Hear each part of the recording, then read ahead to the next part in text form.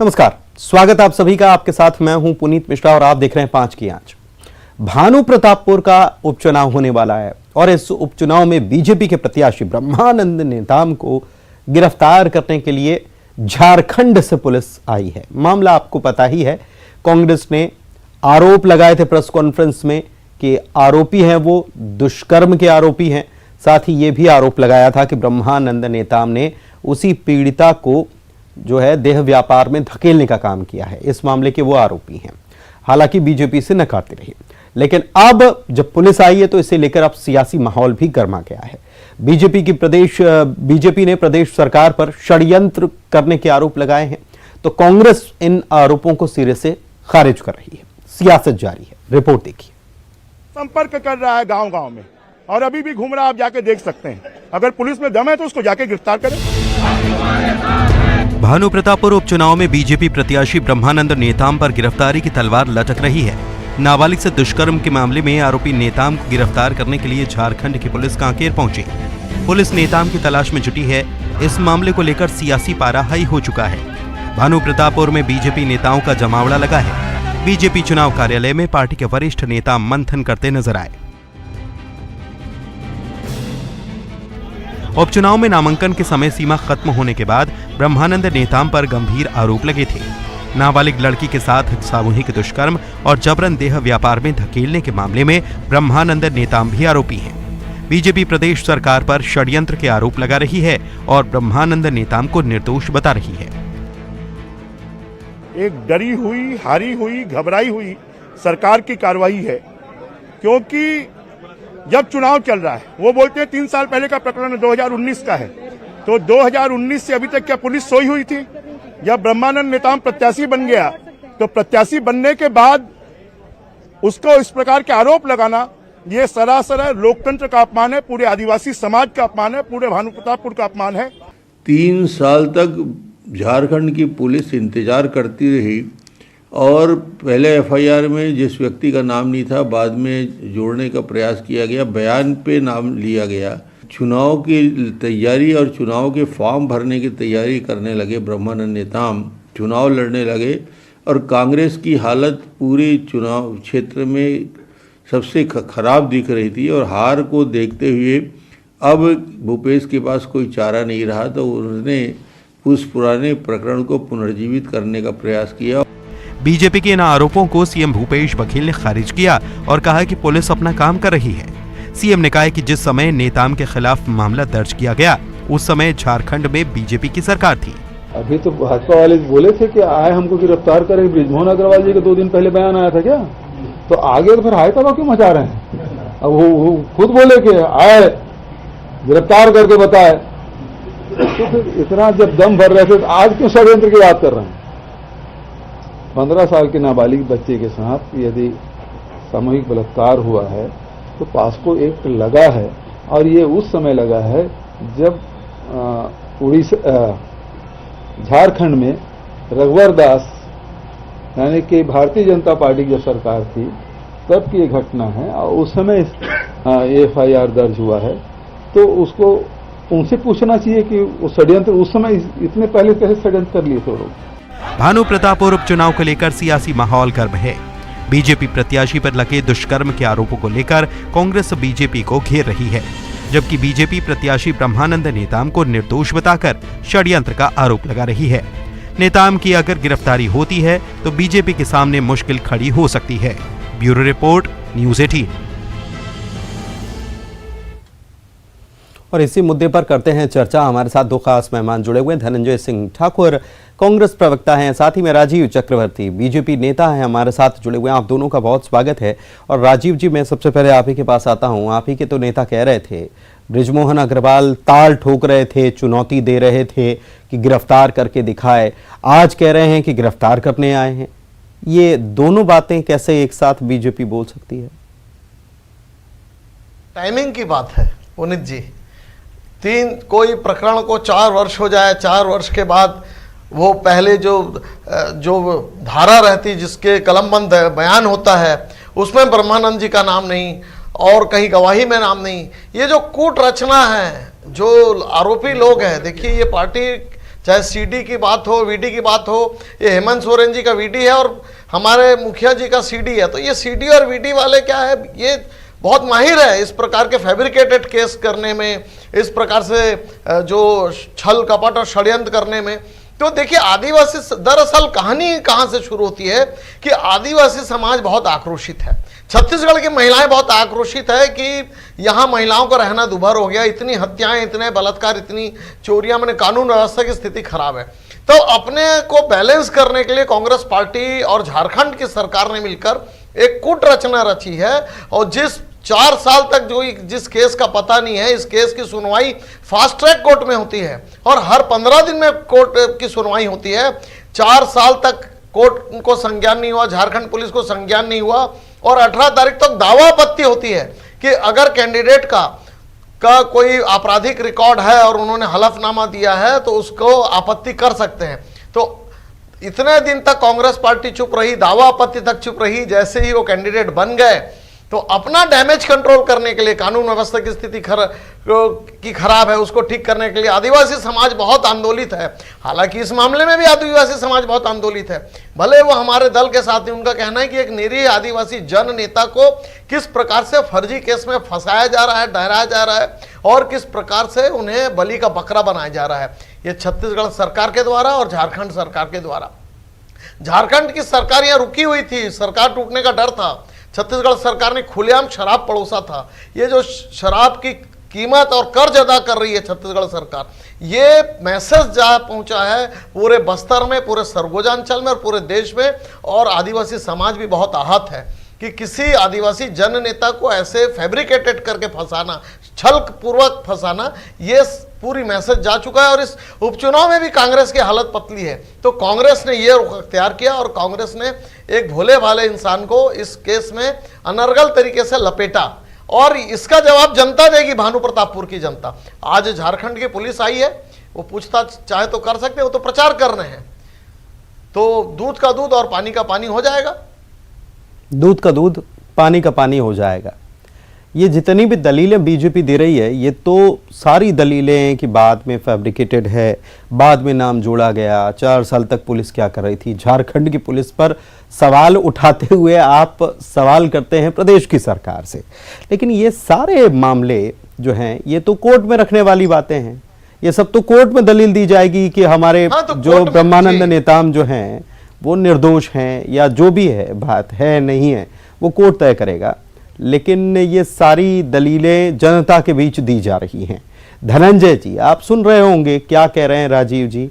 बहुत सारी चीज़ों का उन्होंने जिक्र किया है और कहा है कि वो झारखंड में जो सरकार जब गिर रही थी और आपने बचाने का काम किया था, या यहाँ जो एमएलए आए उनको शराब परोसी गई।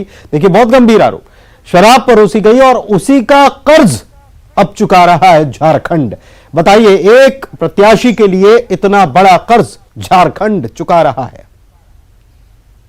देखिए पुनीत जी, भारतीय जनता पार्टी के नेताओं को इस मामले में क्या बोलना है ये समझ में नहीं आ रहा, क्योंकि जब कोई घटना है, मतलब 15/5/2019 को जब एफआईआर दर्ज होता है, उस दौरान झारखंड में भारतीय जनता पार्टी की सरकार थी और रघुवर दास जी उस सरकार के मुखिया हुआ करते थे।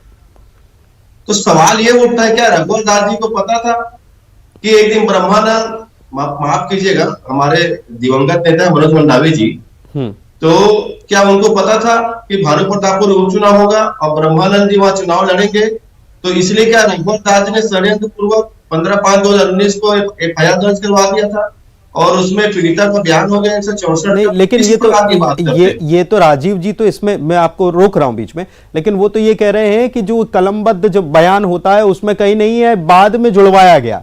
और ये बाद में मतलब कि जब वहां सरकार परिवर्तित हो गई तब कांग्रेस ने जाकर, ये कांग्रेस को मालूम था कि ब्रह्मानंद नेताम जो हैं वो हो सकते हैं, या फिर अभी अभी जुड़वाया। ये राजीव जी वो बताएंगे भी, साफ भी करेंगे कि कभी कभी जुड़वाया।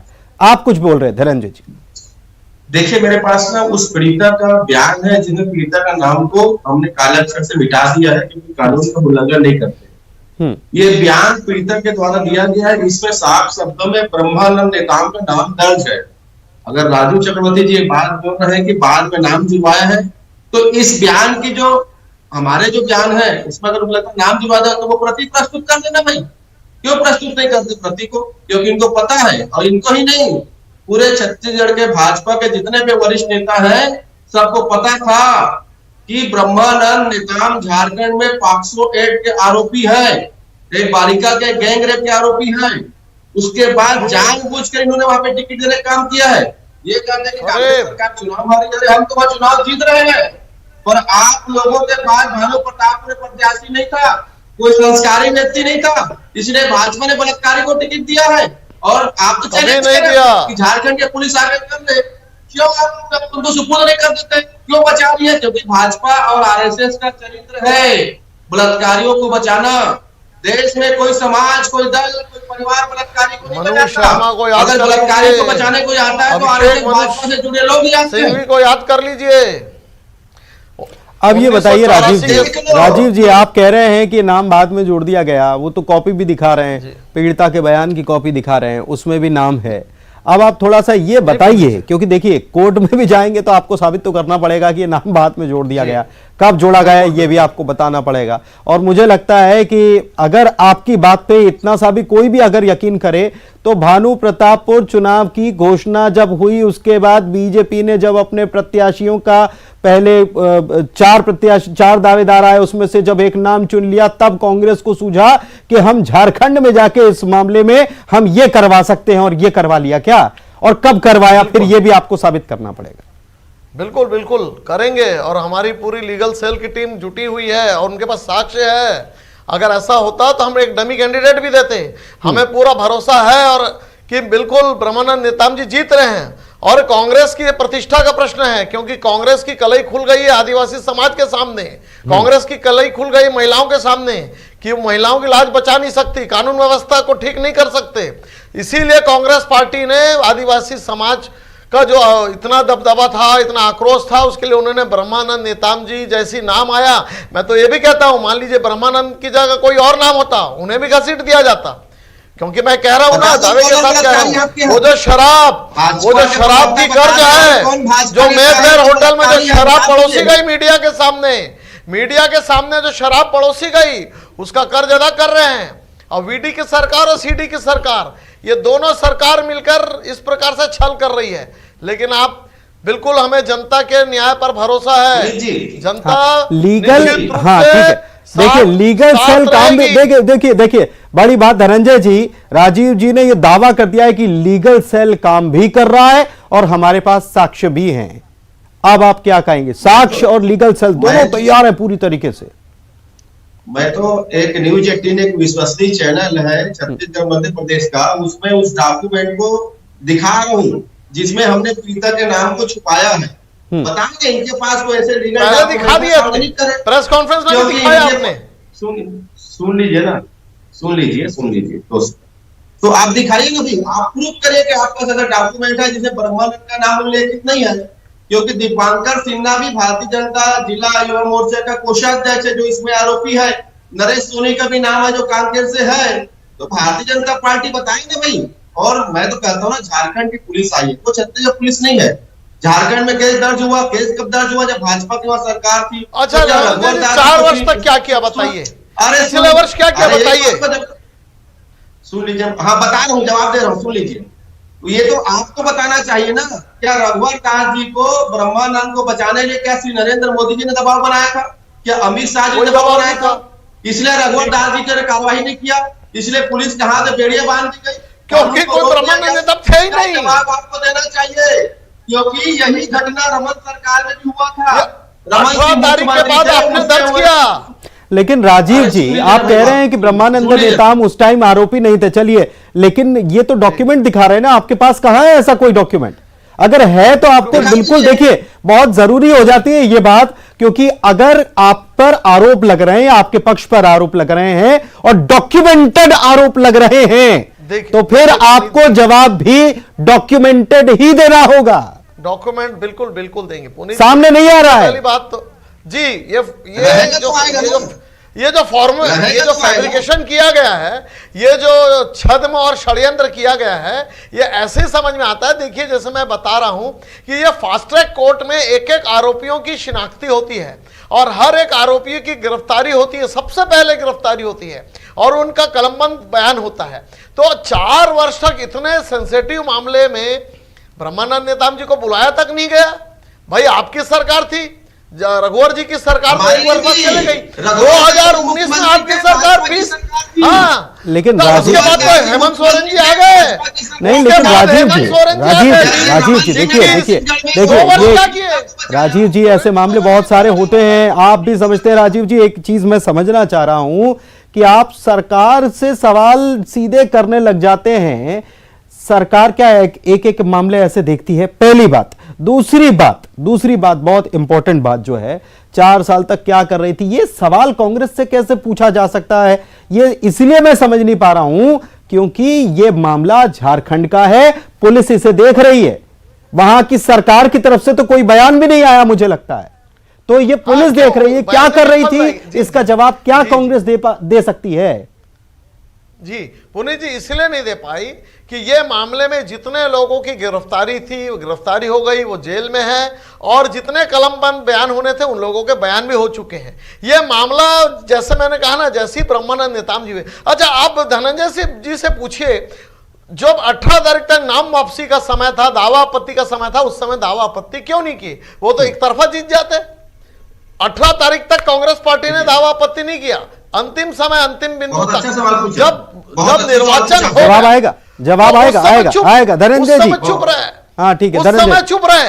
हाँ। लेकिन यह मामला, चूंकि आदिवासी समाज बहुत आक्रोशित है, उन्होंने ब्रह्मानंद नेताम जी को बलि का बकरा बना लिया और चुपके से उस फाइल को निकलवा के, भाई झारखंड की पुलिस है, छत्तीसगढ़ की पुलिस है, बड़ा सुंदर समन्वय है, अपराधियों को खोजने में नहीं होता, लेकिन षड्यंत्र में बड़ा अच्छा समन्वय रहता है। अगर यहाँ झारखंड के जामताड़ा गैंग के लोगों के पैसे साफ कर रहे हैं मोबाइल से, छत्तीसगढ़ पुलिस को संज्ञान नहीं होता। चलिए ठीक है, आपने जो सवाल किया उसका जवाब, दावा आपत्ति का जवाब लेते हैं। लेकिन जैसे ठीक, धनंजय जी, दावा आपत्ति नहीं की, अगर उस टाइम कर लेते, देखिए एक क्लू भी उन्होंने दिया कि अगर उस टाइम कर लेते तो ये साफ हो जाता है कि साहब ये केस जो है ये दर्ज है और ये इन्होंने दिखाया नहीं है, तो शायद उन्होंने जो नामांकन भरा था वो ही खारिज हो जाता, एक तरफा जीत सकते थे। जवाब देखिए, ये जो आरोप जो हम पे लगा रही भारतीय जनता पार्टी, इसका जवाब ये खुद दे रहे हैं। स्वाभाविक सी बात है, जब चुनाव की प्रक्रिया चलती है तो बहुत सारे डॉक्यूमेंट्स आते हैं जो किसी के चरित्र से संबंध होता है, किसी के घोटाले से संबंधित होता है। हमारे मन में कहीं शंका होती, कहीं डर होता, तो हम उसी दिन प्रस्तुत करते हैं, क्योंकि हमारे पास डॉक्यूमेंट बाद में आए। लेकिन भाजपा के प्रवक्ता ये बता देना, क्या दावा आपत्ति के दिन अगर इस डॉक्यूमेंट को दे दिया जाता तो भारतीय जनता पार्टी ब्रह्मानंद को रेपिस्ट मान लेती, और दावा आपत्ति खत्म होने के बाद डॉक्यूमेंट सार्वजनिक हुआ है, क्या इसलिए भाजपा उसको रेपिस्ट नहीं मान रही है? जवाब दे दे। क्या दावा आपत्ति ने प्रस्तुत किया था तो क्या ब्रह्मानंद को रेपिस्ट मानते? देखिए, भानु प्रतापपुर की जनता जानती है सच क्या झूठ क्या है। भानु प्रतापपुर की जनता को मालूम है कि दावा आपत्ति के बाद किस प्रकार से हवा में लहराते हुए, जैसे जामताड़ा गैंग के लोगों का पैसा साफ कर देते हैं। एक बात बताइए राजीव जी, मुझे एक जामताड़ा और ये सारी बातें छोड़ दीजिए, अभी आज हम मुद्दे पर रहते। ये बार बार आपकी तरफ से कहा जा रहा है कि पुलिस गिरफ्तार करके दिखाए। देखिए, पुलिस कानून की रक्षा करने के लिए होती है। अगर झारखंड की पुलिस जांच करने आई है, गिरफ्तारी करने आई, जो भी करने आई है, अगर उसके पास जो भी डॉक्यूमेंट है वो करने आई है, गिरफ्तार करके दिखाए, किसको दिखाए, क्यों दिखाए? और ये क्या ये चैलेंज नहीं है? और चैलेंज कानून को क्यों नहीं? कानून को चैलेंज नहीं है, चैलेंज है छल कपट और षड्यंत्र को। चैलेंज है कि निरीह आदिवासी को फंसाने को, जिस प्रकार से इन्होंने कूट रचना की, षड्यंत्र किया, छल किया, जो एविडेंस बनाया, फर्जी एविडेंस बना के उसमें नाम जोड़ा गया, तो इसीलिए हमने कहा कि भाई वो फरार है। झारखंड पुलिस ने यह प्ली दिया था कि वो फरार है, ब्रह्मानंद नेताम जी पिछले 4 वर्ष से फरार है। शॉर्ट में जवाब धनंजय जी, शॉर्ट में जवाब, समय का। अभी हमारे नेता ने कहा भाई वो जन नेता है, लगातार खुद भी कहते हैं, तो ये बोलते कि झारखंड पुलिस 4 साल बाद नाम जोड़ा। ठीक है धनंजय जी, जल्दी फटाफट हम बोल रहे कि ये खुद बोल रहे कि झारखंड पुलिस कह रही है कि ब्रह्मानंद फरार है। मतलब एक तरफ मान तो रहे कि ब्रह्मानंद फरार है, क्यों फरार है जब अपराध नहीं किया तो? नहीं, क्योंकि वो एक आदिवासी बालिका हमने के रेप के आरोपी है। चलिए, पुलिस कह रही है, इसका मतलब पुलिस कह रही नहीं, एक मिनट राजीव जी, अगर आप ये कह रहे हैं कि पुलिस अगर ये कह रही है कि फरार है तो फिर कैसे पेशी होगी, कैसे पेशी होगी? देखिए, आप ही के सवालों का जवाब और उसमें फिर सवाल दर सवाल निकलते हैं, लेकिन समय की कमी है, क्षमा चाहता हूं, समय की कमी है, चर्चा हमको यहीं खत्म करनी होगी। बहुत शुक्रिया आप दोनों का हमारे साथ में जुड़ने के लिए। अब सियासत कितनी हाई होगी और इसका नतीजा क्या होगा पता चल जाएगा, हो सकता है कुछ घंटों में भी साफ हो जाए।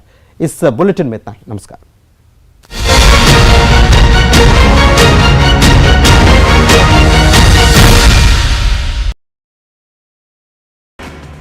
छत्तीसगढ़ी राजभाषा दिवस सम्मान कार्यक्रम का आज आयोजन। सीएम कार्यक्रम में होंगे शामिल। दोपहर में दुर्ग जाएंगे सीएम।